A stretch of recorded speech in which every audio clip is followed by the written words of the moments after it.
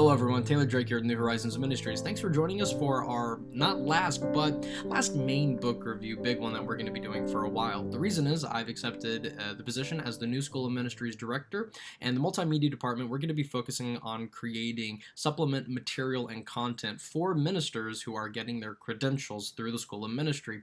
As some of you may or may not know, our credentialing process includes independent studies where students are reading books and filling out workbooks along the way.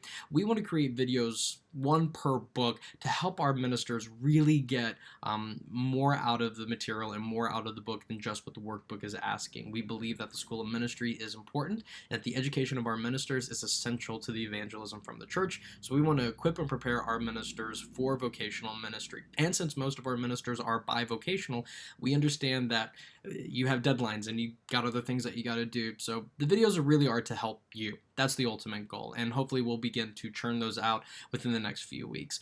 So with that, we're going to do our last big major book review over this, The End is Music, written by Dr. Chris E.W. Green. This is a companion to Robert W. Jensen's theology. Well, what is a companion book? Long story short, this is essentially a book that introduces individuals to Robert W. Jensen's theology. He is easily one of the most influential and important theologians in the 20th century, and yet most of his stuff is not read, primarily because, as we discussed in a previous video, he is a theologian, especially at the academic level, some pastoring here and there, but primarily he is a theologian rather than a pastor. Nevertheless, his theology is greatly influential on some of the most important minds in modern Christian theology, and it should be read. His material should be read. The problem is that he has a lot of books, and he writes over a lot of material, and he covers a lot of different things, and to be honest, we don't have time to read everything. Especially for me, reading other material and keeping up with coursework at the school that I teach at, as well as now School of Ministry material, it is just really impractical for me to read every recommended theology book. It's just not possible. So these types of books, these companions to a person's theology, it's a great introduction, and Dr. Chris Green does a really good job of presenting a clear and fair presentation of what to many of us would be an unfair theologian and his hermeneutic. Well, why should we read this book by Chris Green? Well, first we'll start with Green's credentials. First of all, he has a BS and an MM from Southwestern Christian University. Go Eagles. He also has an MTS from Southwestern Assemblies of God University in Waxahachie, Texas. He has his D-Min from Oral Roberts, and finally culminating in his PhD from Bangor University in Wells, UK. He is currently teaching at Southeastern University in Florida, where he is now the head of the he's the professor of theology. Now, previously we talked about the idea of marrying the pastor and the theologian. Well, Dr. Green does this. He is not only a theologian at the academic level, but he's also the teaching pastor at Sanctuary Church. His theology is greatly influenced by his ecclesiology. Church life is essential to how we interpret and how we read Scripture. So once again, the pastor theologian, the local theologian, is being greatly influenced by works from all across the spectrum of Christianity, especially within the academic side. So the question is, how do we take this weighty, heady academic Christianity and now apply it, or for the most part, kind of regurgitate it to the congregation? Well, Green does that really, really well in this book. For a book that's entitled The End is Music, the cadence of this book is astounding. It flows beautifully. It's very lyrical in the prose, and that makes it very readable. Jensen's theology can be confusing, mainly because he's being misrepresented, which is what the book is arguing for, but that also because people have a hard time understanding what Jensen is saying because his methodology and his hermeneutic is so different from what we are used to, especially in mainstream Pentecostalism. But this book does an excellent job of condensing it into really this kind of bite-sized, enjoyable, readable experience. And again, readability is really important when it comes to theology books, especially directed towards the laity or those without higher educational degrees. It has a great flow, and even though the concepts are very weighty, the explanations of these heavier concepts are pretty simple and pretty basic. An example, an idea about who God is and his identification, which would be different for us as Pentecostals, at least in the mainstream explanation, is going to be this: the events of God's identification. The good news is that the living and true God identifies himself to us. According to Israel's and the church's witness, God presents himself to us in particular historical events, making himself available to be known in certain ways at specific times and specific places. For Jensen, now we get to see that Green is now saying, he's summarizing Jensen's point. This claim about God's identifiability entails at least three critical affirmations. First, because God made himself available, we can, in and through these events, begin to know him, distinguishing him from other putative and so-called gods and from the figments of our own imaginings.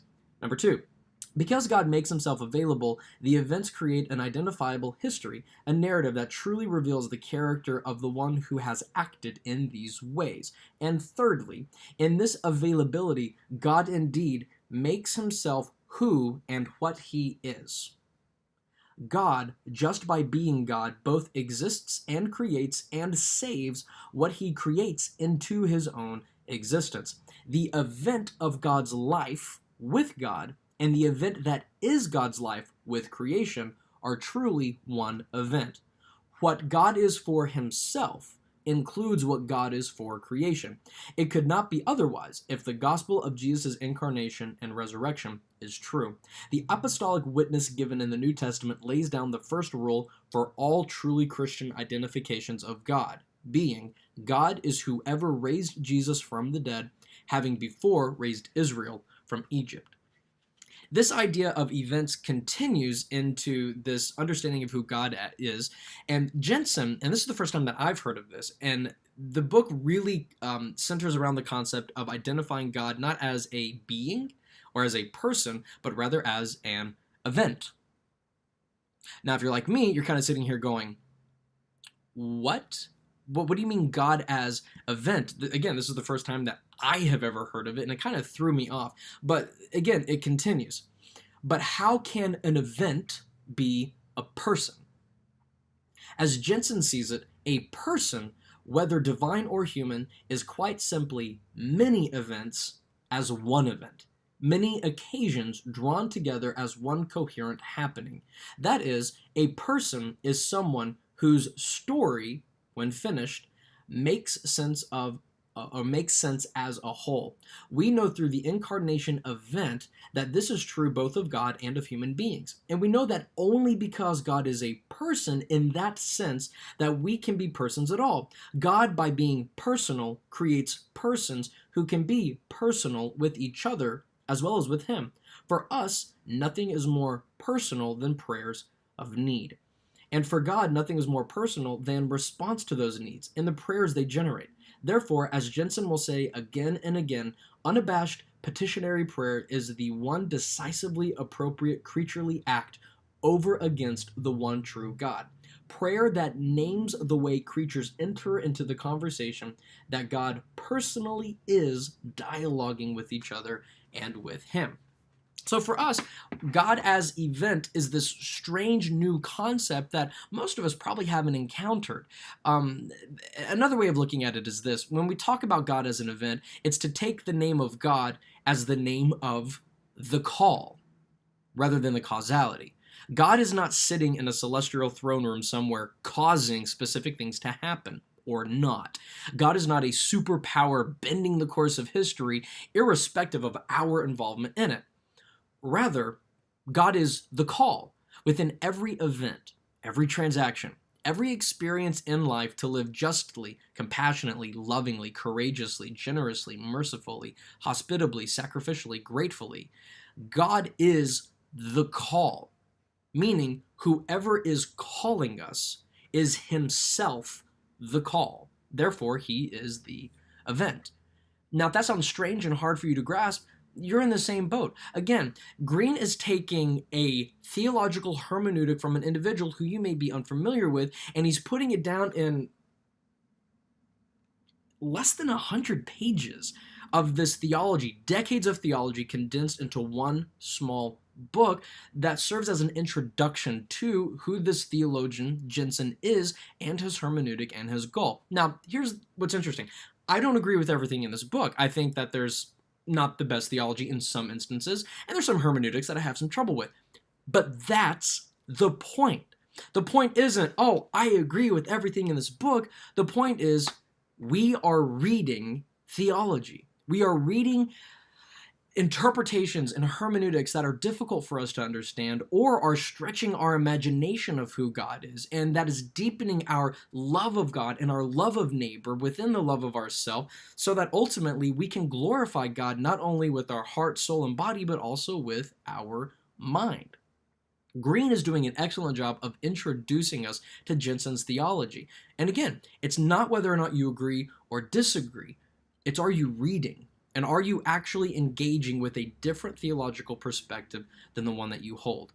This book, whether you like it or not, disagree or agree, that's not the point. Does the book do a good job of introducing us to Jensen's theology and helping us understand his hermeneutical process? And the answer is, yeah, absolutely.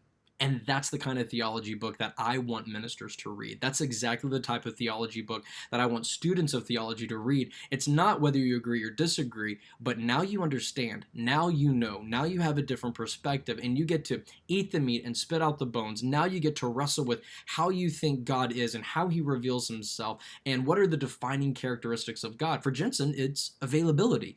And I never thought about it that way. I had never considered that one of the defining marks of God in his relationship to humanity and creation is that God is available. Always. And I just never thought about that. Now, reading that, I agree with that completely. Of course God is available to everyone at all times, at all places, in all circumstances, but I never considered that as one of the defining hallmarks of God's character and his nature, and that God is who he reveals himself to be through historical events and times and specific places, and that through these events, times, and places, we can come to know him truly as God. I have thought these things, but never put them to words. This is a really, really good book, and I encourage you to read it. Is it difficult at times? Absolutely. Will it challenge your preconceived notions of the role of the church and humanity and love and justice and how we interact and relate to God? Yeah, but that makes for a good theology book, and that makes for good reading.